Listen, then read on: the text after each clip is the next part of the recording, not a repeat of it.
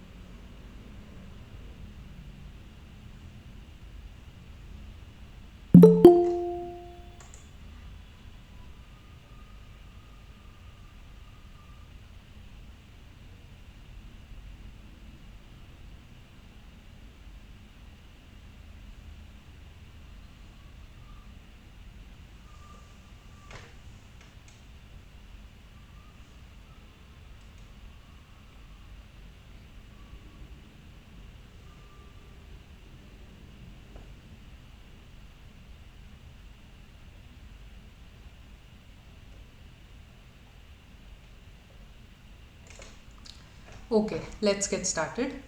Hello everyone. Welcome to the first live session for the NPTEL course CS100, and happy to meet you all. Just a quick introduction about myself. I'm Prashanti, and I'm a second year PhD student at IISc Bangalore, and I'll be conducting live sessions every Friday at this time for this course. So let's start. So before we go into, okay, people are still joining. I'll just wait 30 seconds so that everybody can start at the same page.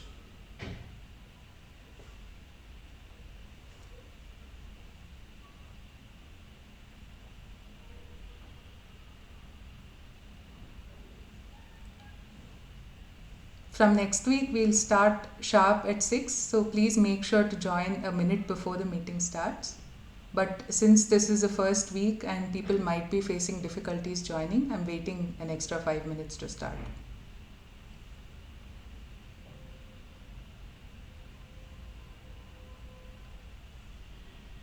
Okay, let's go ahead.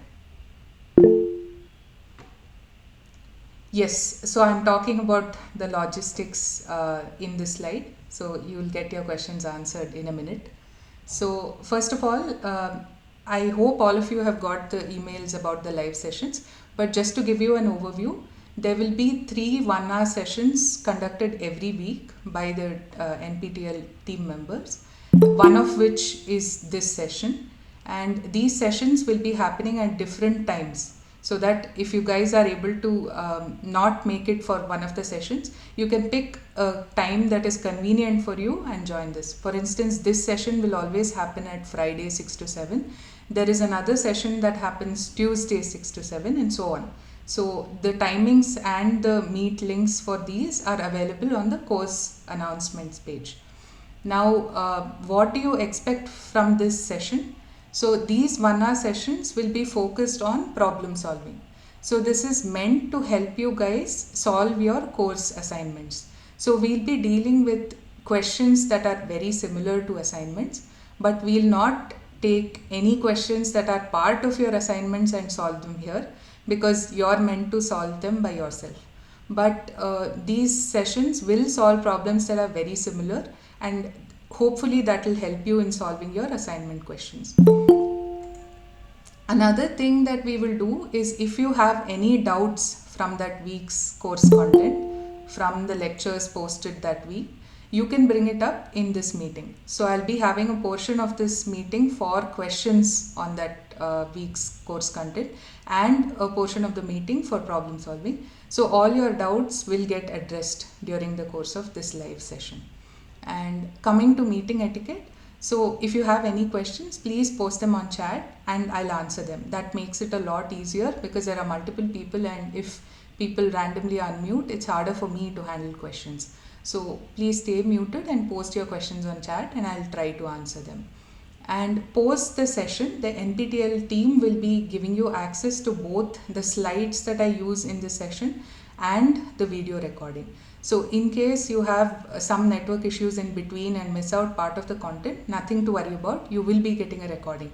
But I would encourage you to attend these sessions live, because they're an opportunity for you to get your doubts cleared, and don't skip attending the live session because there would be a recording. So hopefully this clears up questions on the logistics of the live session itself. If you have any questions on this, you can ask them now by posting a message on the chat. I'll wait 30 seconds to see if there are any questions.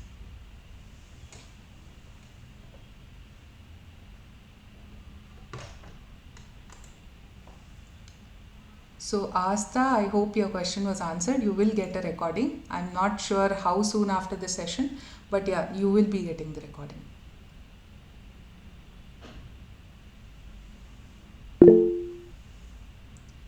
Will all 3 sessions be the same in a week? So we will try to cover the same set of questions, as in the problem solving questions. So for instance, if I cover 5 to 6 problems in a session, the other team members will also cover the same, so that you won't have to watch the videos of other sessions. but the doubts that you guys ask will be different, of course. So that content will differ between the three sessions. So hope that clears that up.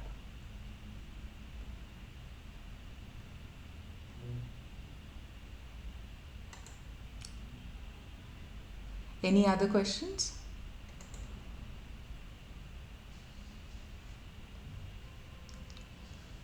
Okay then, let's get started for today's session.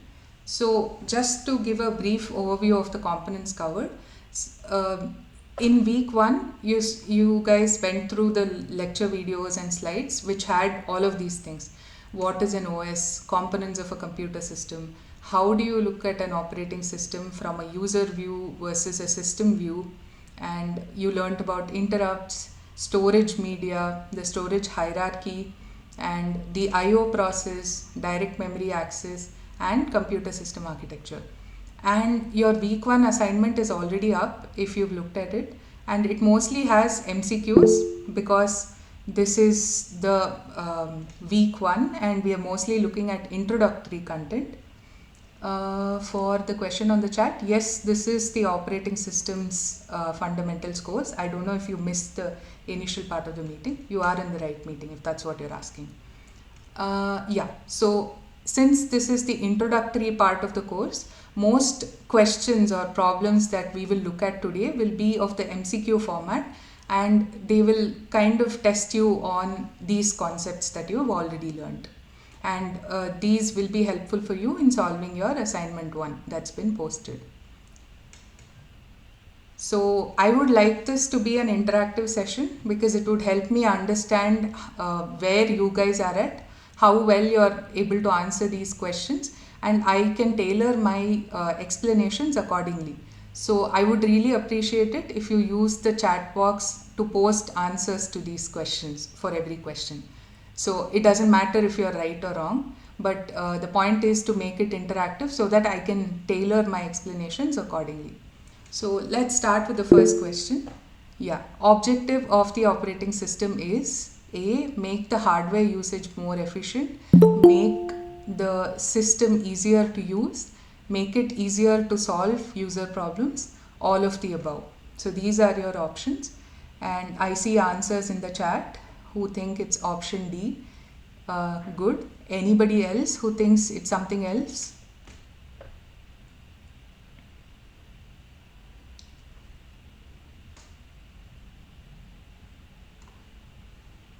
Okay, all the answers think that it is D.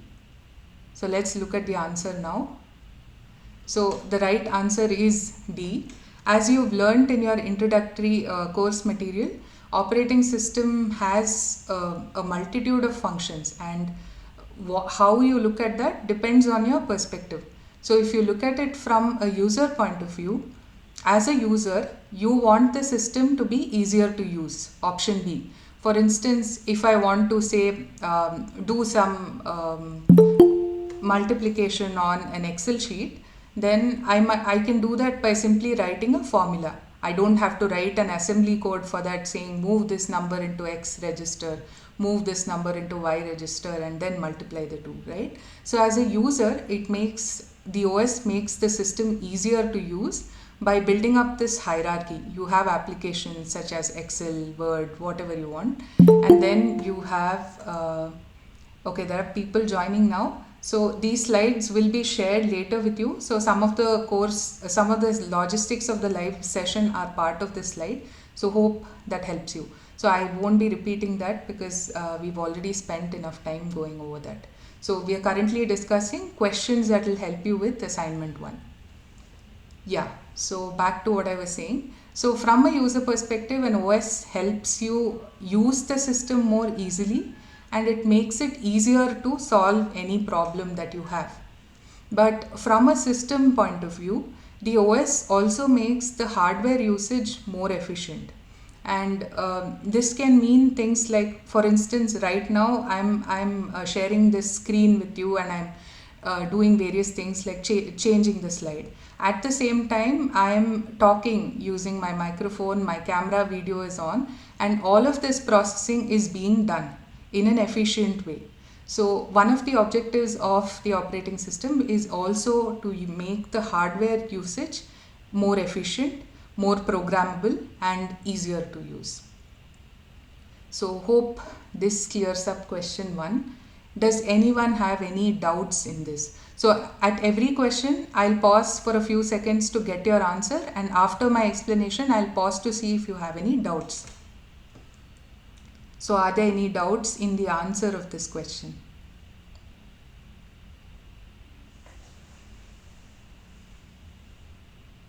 Okay, let's move on then. So the second question, one routine in an interrupt service routine can handle, and your options are one interrupt, a few interrupt, any number of interrupts, no interrupts. So what do you guys think the answer to this is? Any answers?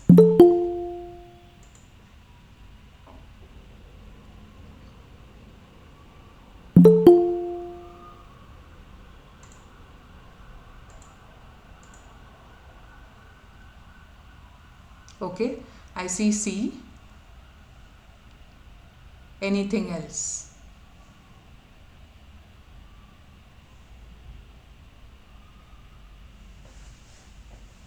Okay, I see C again. I see A. I again see C. A. Okay. A. Okay. So let's go to the answer for this. So the answer given is one interrupt.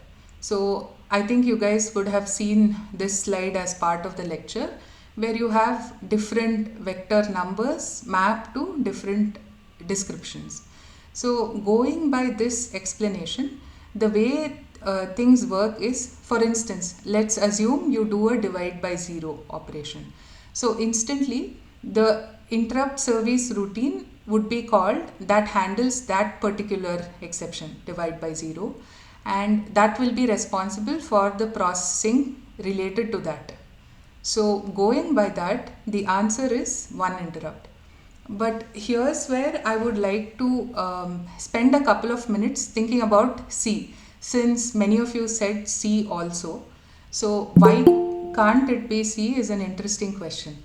So theoretically, you could have an interrupt, which you could have an interrupt service routine which handles a few interrupts. For instance, they could be related interrupts, right? Maybe you have a number of errors that arise due to some arithmetic operation, and I could have one large interrupt service routine that is written to handle all of these errors, and internally it will check which is the specific error that occurred and then go to that part of the code.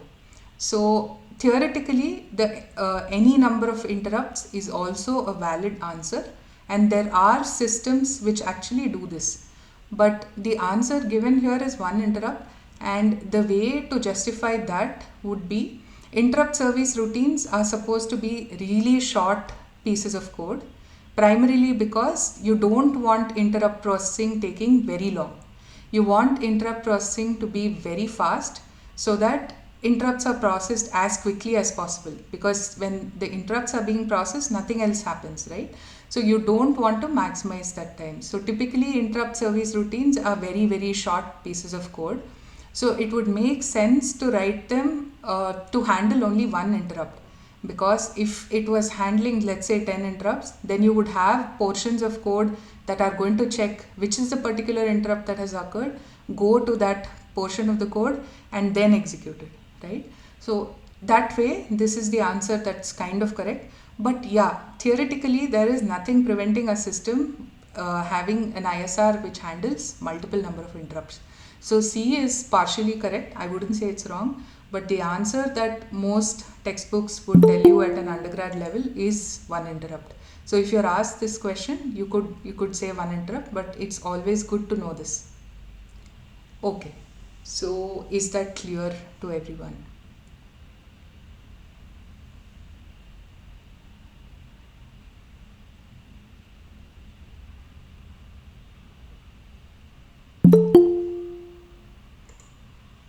Okay.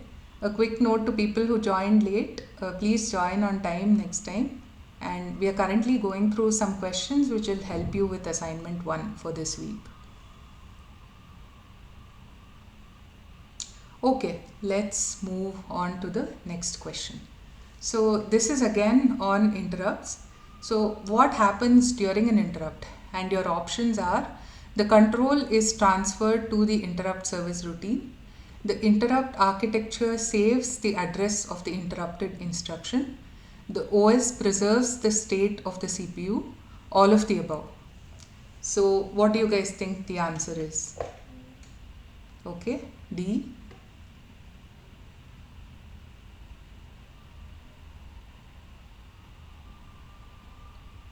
Okay, most people think it's D.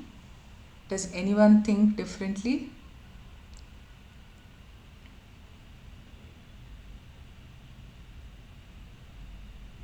Okay, everybody thinks it's D. So let's look at the answer. So yes, it is D. And to give a recap from your lecture material, so this is the flow of an interrupt. So your driver is doing some IO, so it initiates the IO, and after that is ready, when it's complete, it generates an input interrupt signal, and the CPU receives this interrupt and transfers control to the interrupt handler. But the important part is, before it transfers control to the interrupt handler, it needs to do some bookkeeping, so that after this interrupt handler, when you go back to your code, so let's say right now I'm sharing my screen and I'm doing something with these slides, and then some hardware interrupt occurs. Now, if the CPU immediately jumps to the interrupt service routine without, let's say, saving the state of the CPU. So the state of the CPU primarily refers to things like register info. So let's say the content of register 1 right now is 10 while I'm sharing these slides.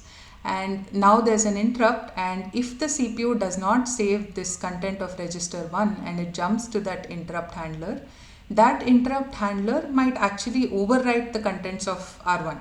Let's say it writes it to be 15, and then I come back to my PowerPoint presentation after the interrupt is processed, and there might be some error because of that. Maybe my cursor doesn't move anymore, or maybe I'm unable to change slides. Anything could happen, right? So it's important for the CPU to do this bookkeeping so that it can transfer control back from the interrupt handler to whatever was executing before. So as part of that bookkeeping, it is supposed to preserve the state of the CPU, option C. It is also supposed to save the address of the interrupted instruction, as in whatever you as a user were doing right before this happened, that needs to continue after the interrupt is serviced. So B also is part of the bookkeeping that the OS needs to do, after which it transfers control to the interrupt service routine. So A, B and C are true. And to complete the flow of the interrupt, once the interrupt service routine is finished executing, the CPU will come back and it will save, or it will restore all of the contents that it has saved. For instance, it will restore the address of the interrupted instruction. It will restore the state of the registers to whatever it was before. So basically, it's as if to the user, it's as if an interrupt never occurred, because you don't see anything change. And that's the behavior you want from the OS. So this is the interrupt flow. Any doubts or questions on this?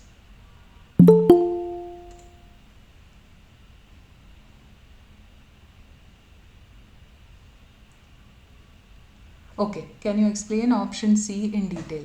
Right. So as I was saying, so if you look at, do I have a diagram? Okay, I probably don't have a diagram handy, but if you remember your processor architecture diagram, right? You had a CPU, and then you had registers below it, and then you had a cache, right? So every time you process something, the contents of the registers change, because that particular process uses these registers to do its work. So if you don't save the state of these registers before you jump to an interrupt service routine, then you will lose out that information. And when you come back from the interrupt service routine, your program will not be able to resume normally because some information that it is relying on. So let's say I want to do R1 plus 10. Okay, let's see if my pointer works as expected. So let's say R1 has some value 10, right? And my next instruction does R1 plus 10. And here's where an interrupt occurs. I'll just call this I. So now if the CPU saves this register before moving on to this interrupt service routine, then when the control comes back from the interrupt service routine to the program will do R1 plus 10 and it will get 20, right? If I don't save this register, if I just immediately transfer control to the interrupt service routine, when I return back from that, maybe this interrupt service routine went and overrode the value to, let's say, 5. So now when I come back from this interrupt service routine, my program will try to do R1 plus 10 and it will end up getting the results as 15, which is incorrect. It should get the result as 20, right? So that's what, and registers are not the only thing that the OS saves. It saves a few more things, but you can think of registers as a very easy example to understand this well. Hope that explains things.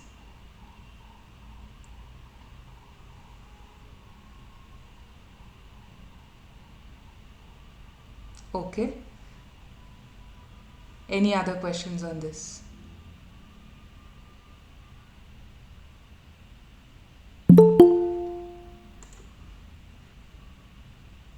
Okay then, moving on to question 4. This is again on interrupts.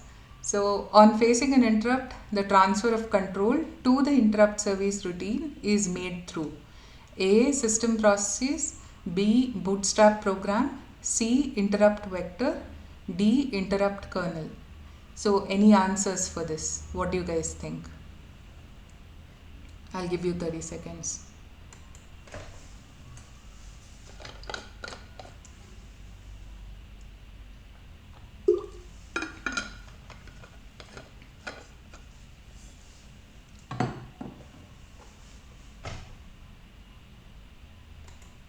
Any answers? We just went through the interrupt flow, right? So what do you think the answer is?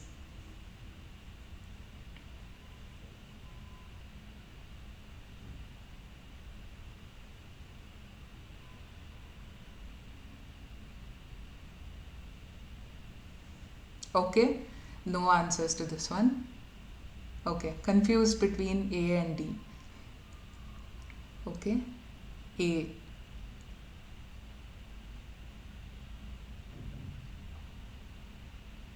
Okay, so let's look at the answer now. Okay, many people think that it's A. So the answer is interrupt vector. You might have heard this term in your as part of your course lectures. Of course, you would have heard of all of these things. So the confusion between A and C, I kind of understand because, and probably D too, since it has the word kernel. But as far as I know, there is no particular term with this name, interrupt kernels, right? So it's probably just something to confuse you. But the right and the answer which someone gave as A, system processes, is maybe a very broad and general answer, which could be true. But the particular thing in this case is the interrupt vector. So let's go back to this table of interrupts again, right? So let's say one of these things happen. For instance, let's say null interrupt, or maybe a null pointer exception, right? So your program is trying to access null pointer and that hits an exception. So now what do you need to happen? You need the ISR corresponding to this null pointer exception to be called. And how would you do that? So for instance, you would need something like this table. something which has an identifier for the interrupt itself, and the other field would be the address of the interrupt service routine. So basically, if I end up with interrupt number 2, I should go to the address corresponding to this function, which will do whatever processing is needed for this interrupt, right? And this is just a terminology question, as in it's just asking you to recall the name for this, and generally this is referred to as an interrupt vector or an interrupt vector table. So you can think of this as a map between the interrupt that occurred and the address of the ISR. So immediately, as soon as this particular interrupt occurs, the transfer of control will be done to that particular ISR, so that that functionality is executed. And yeah, bootstrap program, I'm glad none of you got confused with that, but that has nothing to do with the interrupts. If you remember, it's something that runs at the beginning during a reboot or a power up. So yeah, the right answer to this is definitely interrupt vector. And interrupt kernel might be slightly confusing for people because you keep hearing of kernel in the context of an operating system, but this is not a valid term. So the term is interrupt vector. Okay, any doubts on this?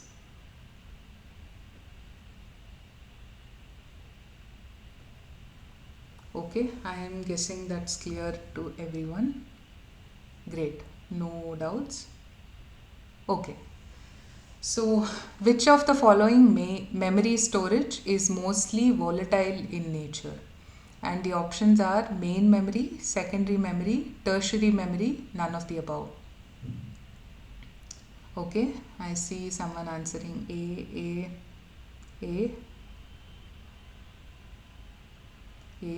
Okay, so everyone sure about this. Very good to know. So, yeah, so main memory is the one that's mostly volatile. And for anyone who doesn't remember what volatility means, it refers to the fact that data is not preserved once you power off, right? So your RAM or main memory is usually like that.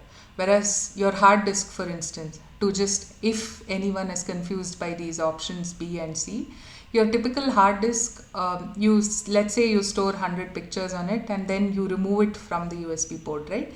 You're basically powering it off, but it still retains its contents, and therefore it's not volatile in nature. Okay, there's a question. What is tertiary memory? I think I have the storage hierarchy somewhere here. Let's see if I can pull that up. Yeah, so if you remember your course slides, I hope this is visible to everyone. Okay, so tertiary storage is these things, optical disk and magnetic tape, but I should tell you that these are probably not at all used or used in really old and ancient systems. So most of the times today we use hard disks, HDDs, or even SSDs, right? That's more currently being used. So tertiary storage is even slower, even larger, and it used to be used a lot in the past, but as far as I know, this is not used so much anymore. So hopefully that clarifies things. But that is also non-volatile. You can see this line here marking volatile and non-volatile. So tertiary storage is also non-volatile. Basically anything that you use as a storage medium, right, most of it is non-volatile, and things that you use as main memory should be volatile. Okay, let's go back to, where were we? Question 5. Right, so I think this is clear to everybody now. So let's move on to question 6. So computer storage measurements are usually done in dash and networking measurements are done in dash. So your options are bits and bytes. So any answers to this? Okay, I see B. Okay, I see B.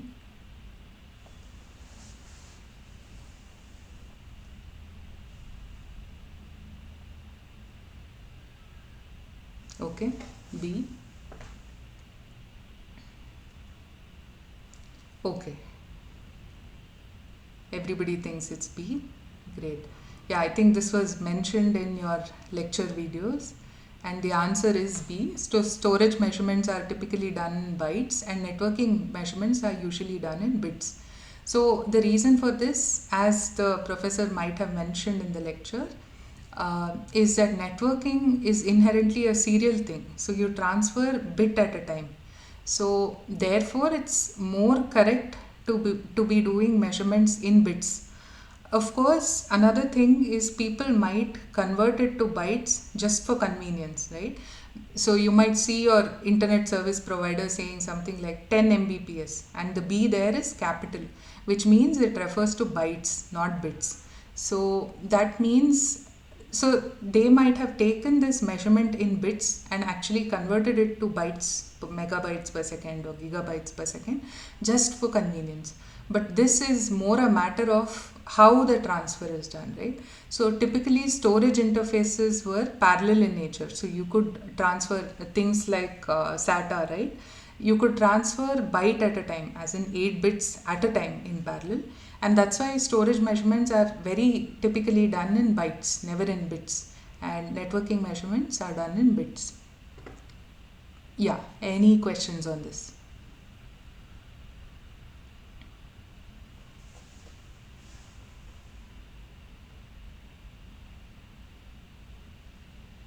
Okay, no questions. Great. Let me move on then. Which of the following storage types is the fastest? So the company is, okay, let me take this question. So the company is actually promised giving 200 Mbps, but actually in the mobile it shows 200 Mbps. No, so if I don't know what companies would do, but typically they would be reporting the correct speed, right? So if they say 200 megabits per second, then they should be giving 200 megabits per second itself. What I was saying is that some companies might tell you they are giving 200 MB, capital B, right? Bytes per second, and that might be just a matter of convenience. So they might have converted the measurement from bits per second to bytes per second just so that it's uniform, right? Many times people get confused by this difference in units. So they say, okay, my hard disk is 100 GB, but this one says small b, so why is this, right? So people might be doing that, but typically measurements are done for networking in bits, and they should be, if your company is actually saying mbps with a small b, then that's actually the way they measure it, right, in bits per second. So that's actually okay.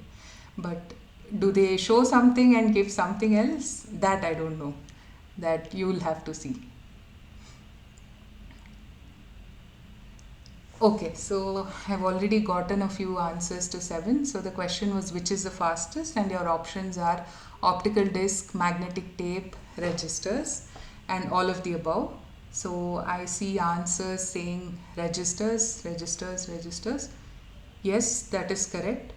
And again, this storage hierarchy diagram will kind of remind you of that. So the things at the top are very fast and the things below are typically slower, right? So and why is that? If you think about it from a hardware perspective, why do you think registers are made to be faster than a hard disk, or how is that done? Any thoughts on that? This is just for curiosity for people who are interested.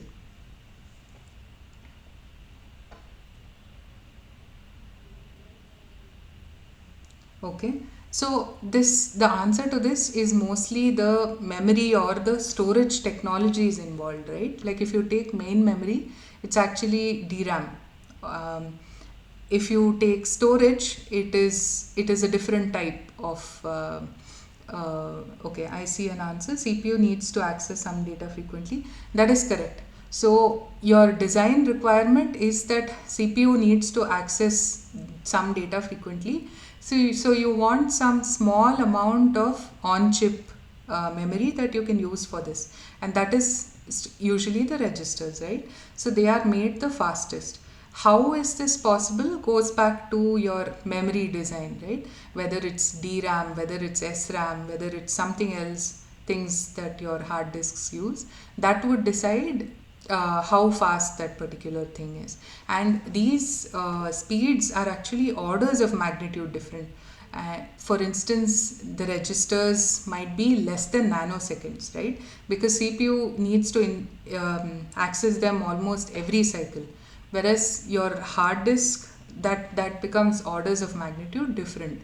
So it's if you're curious, you can look up the actual access times of each of these storage media. So typically you will see a table saying nanosecond, millisecond, going all the way to seconds. So that's how different this is. But this is a very important concept because a lot of design uses this storage hierarchy. That's how systems are designed, and that's how you're able to get a good trade-off between speed, size, and cost. So all these three are factors here. So sometimes you want something to be really fast, but at the same time you can't have that being very large because of the cost implications maybe, or because there's no space on your chip. I can't have 10,000 registers because the chip size itself becomes a limitation, right? Or I can't have, let's say, 1 TB of main memory because it's costly. So factors like that decide this design of a system. So yes, any questions on this?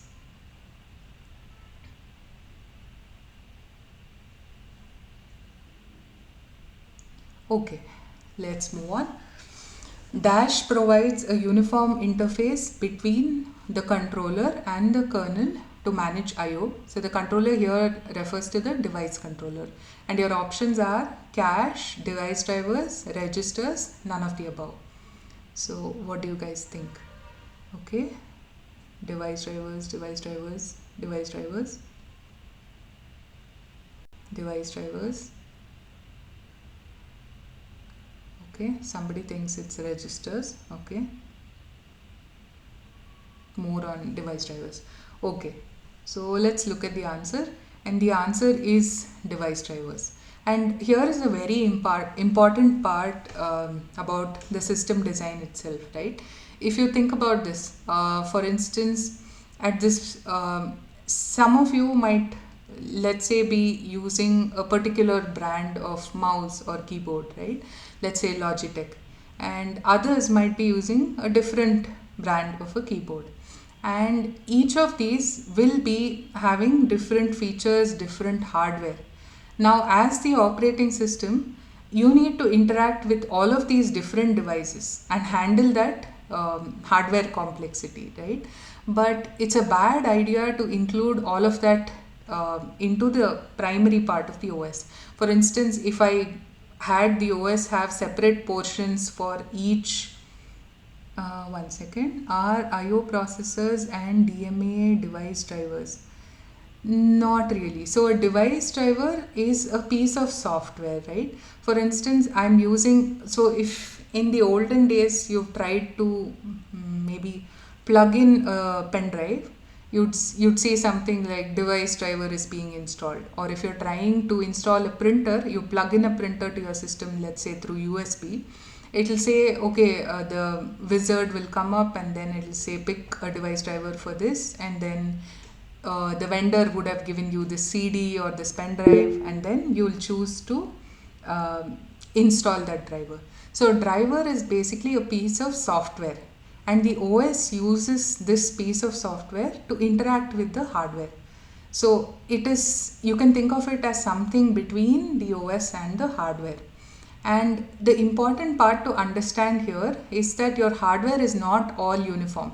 So like I was saying, you could have 10 different, 100 different types of keyboards, right? Because there are so many vendors and so many different types of models.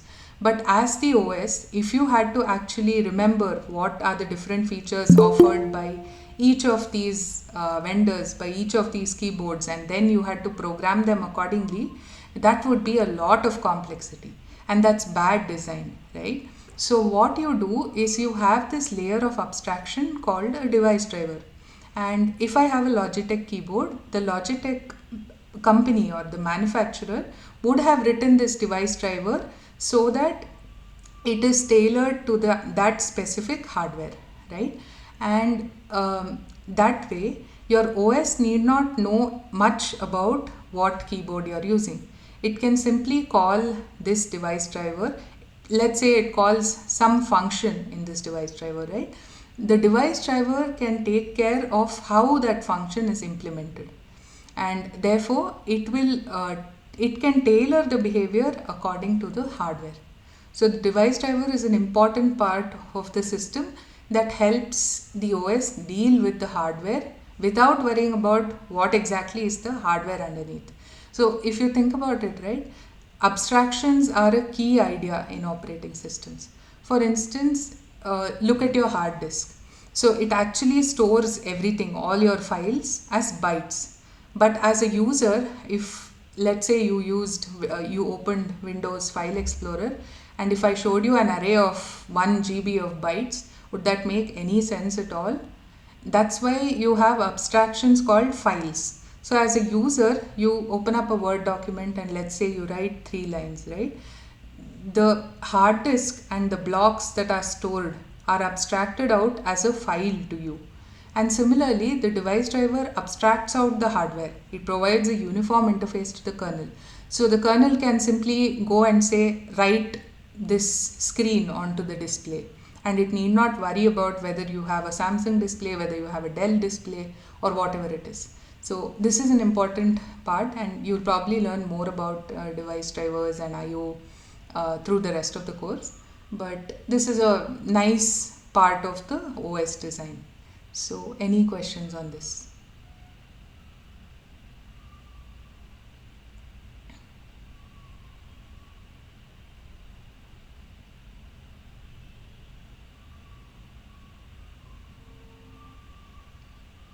Okay, moving on. So here's a question on direct memory access or DMA. So DMA transfers disk IO data with the help of a CPU by transferring a part of the data block at a time from buffer storage to memory by generating one interrupt per data block to notify the device driver of task completion. None of the above. What do you think the answer is?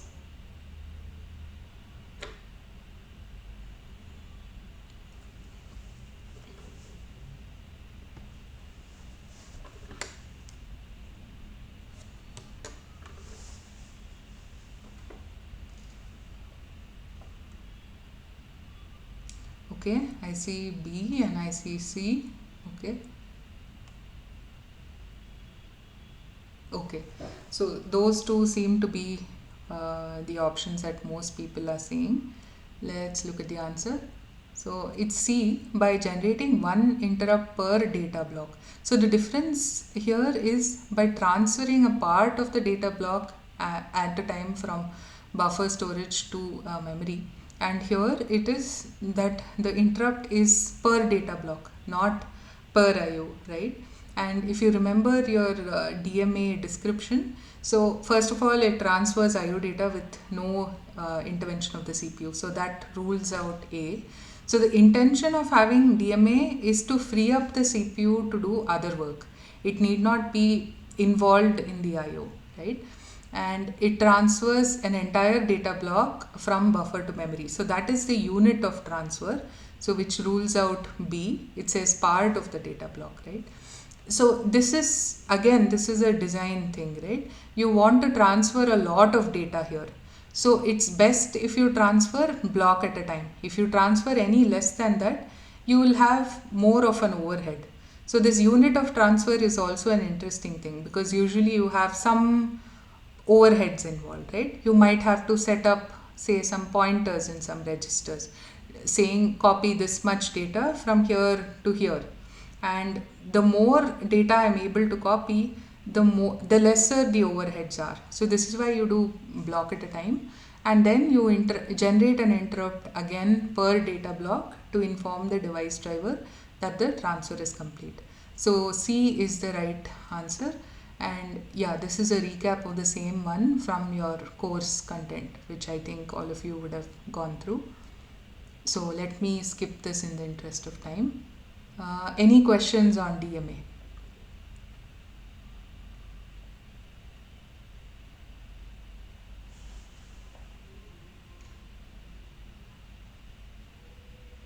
Okay.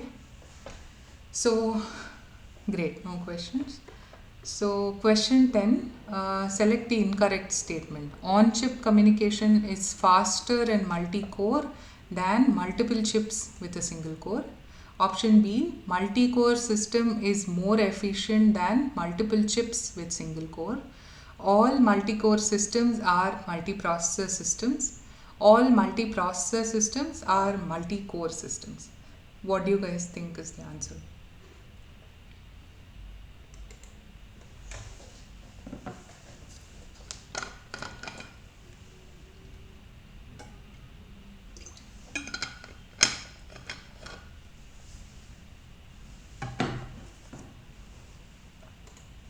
Okay, I see C. Okay,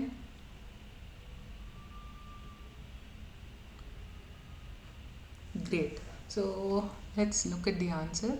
The answer, so the question was select the incorrect statement, by the way, if you missed that. So, and the answer is D, all multiprocessor systems are multi-core systems. So this one is probably a bit confusing. So let's go look at this architecture diagram and then let's look at each option and analyze why whether it's correct or not. So the first one says on-chip communication is faster in multi-core system than multiple chips with single cores, right? So this is the multiple chips with single core, whereas this is multiple cores on the same chip. And again, from your lecture, you'll remember that on-chip communication, as in communication between two cores on the same chip, is faster than communication that happens off-chip. So this is a correct statement. And option B, multi-core system is more efficient than multiple chips with single core. That is also true, and there are several factors that go into it, right? Like the power consumption, and because the CPU cores are able to communicate faster, that also makes the system more efficient. So B is also true. Now let's come to C. All multi-core systems are multi-processor systems. So that is also true, because by definition multi-core systems are a kind of multiprocessor systems. So for multiprocessor systems you could have, let's say, one chip one chip with, let's say, 4 cores. Like if you look at your laptops, right, many of them will say 4 cores or 8 cores, which is very common today because of A and B, because communication is faster and it's more efficient. So you'll see a lot of multi-core systems and they do fall under multiprocessor systems. But the converse is not true, as in all multiprocessor systems are multi-core systems, and that is because of this diagram on the left, right? You could have systems where there are two processors, but each processor has only one core, one CPU, like you see here. So then it's not a multi-core system, because everything has just one core, but it is still a multi-processor system because it has two processors. So this is why D is the incorrect answer here. Any doubts in this?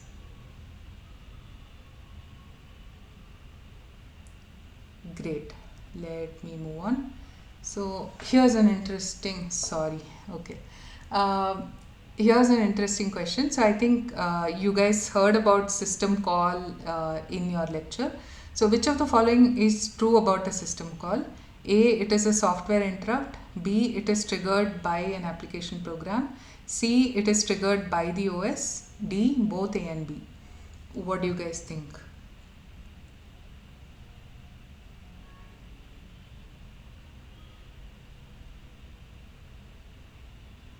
Okay, C,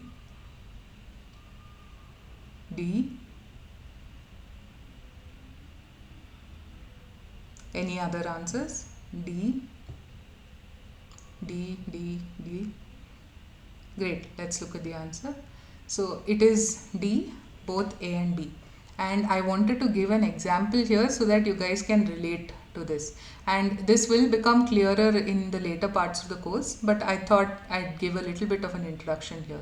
So let's say your program is executing, and let's say that's a C program, right? So all of you who've written basic C programs would have definitely used printf.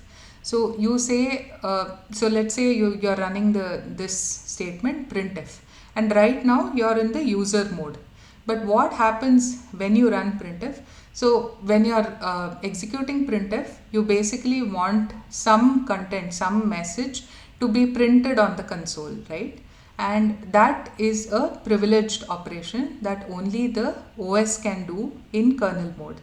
So what happens when you call printf is it goes to the system call interface through the various libraries, and internally the function that gets called is write, and this write will execute in kernel mode because it's a privileged thing. A user cannot do this has to be done with kernel privileges, as in by the OS. So it will execute in kernel mode, and the implementation of this system call will get executed, and then it will return back to the user mode whatever it needs to return. And I've put in a reference here which you guys can look into later if you're interested. But there are a number of user calls that get translated to system calls. Okay, why is C incorrect? Because it's not triggered by the OS, it is kind of triggered by the application program. So your application program says printf, and then immediately your system call corresponding to printf is called. So it is a way for the application to say, hey OS, I need your help here. So it's triggered by the application program, not by the OS. It is executed by the OS. So that's why C is incorrect, and hope this makes it clear. So you can, if you've used C programs with calls like file, open, read, all of those actually become system calls. They're executed in the kernel mode. Similarly, fork, which spawns a different process. So let me actually pause here if you have any general questions. Since today we started 5 to 6 minutes late, I don't seem to have a lot more time to take any questions on the course material. So I'll take that and then finish up this last question. So do you guys have any general questions on week 1 contents? Anything that you didn't understand?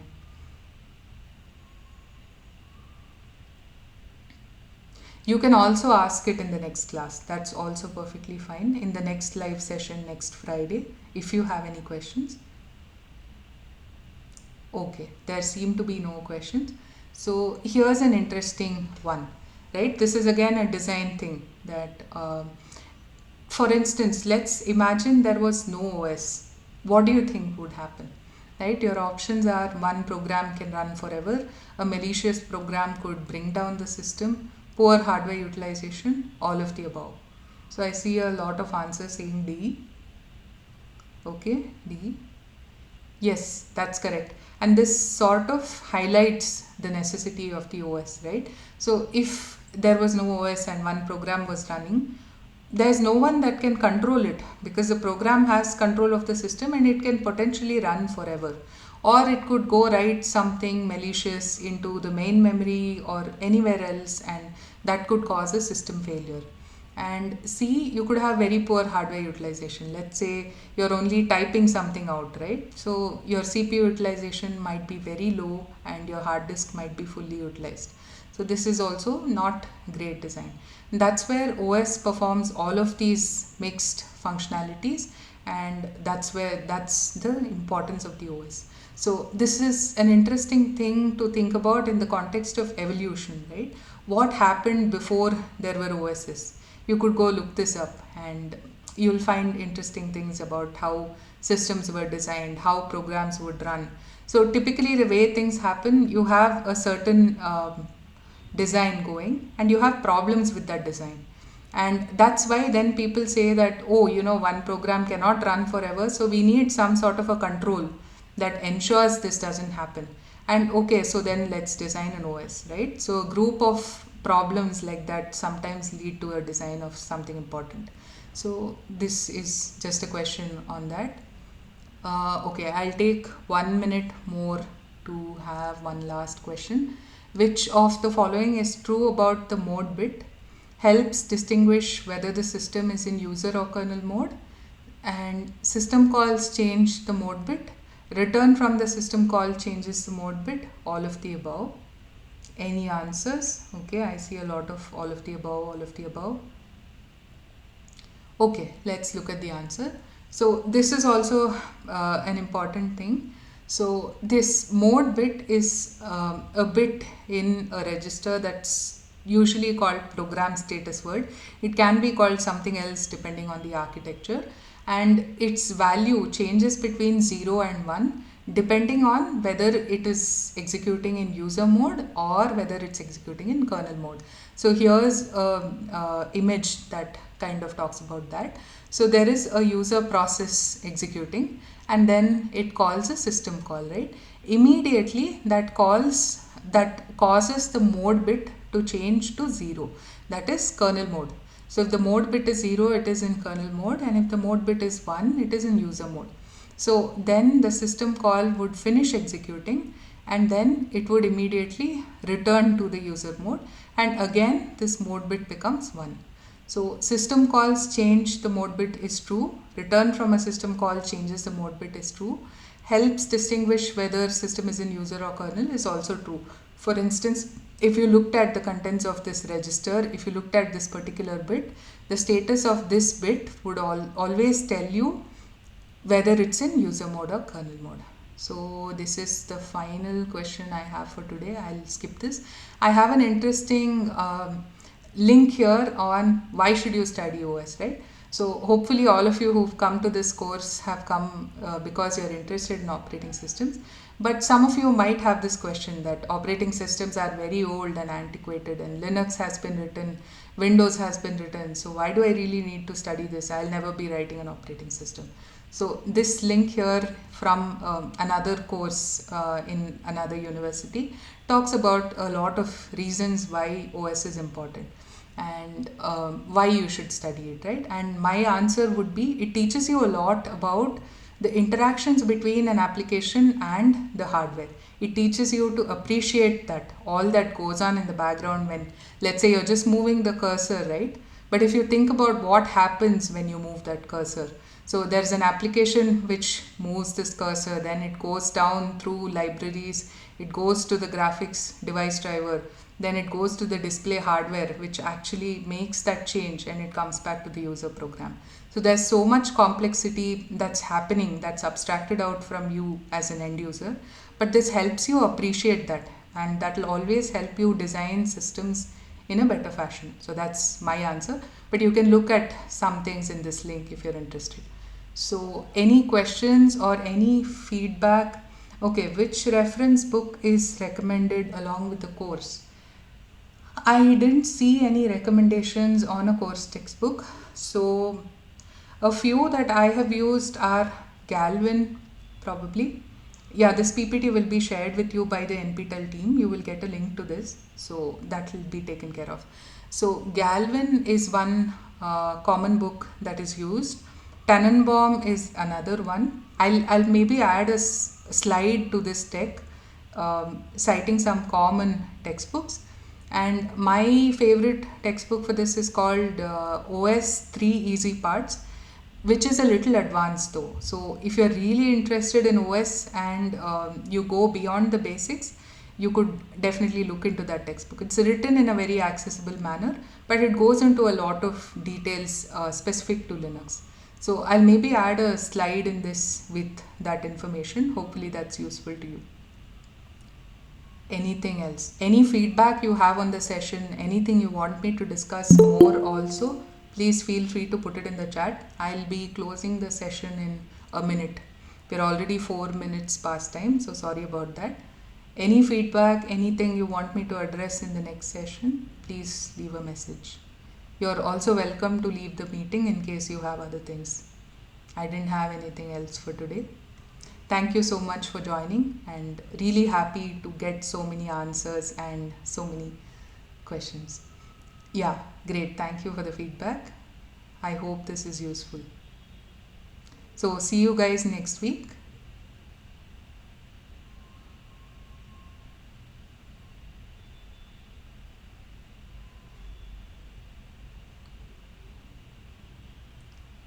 Okay, thank you.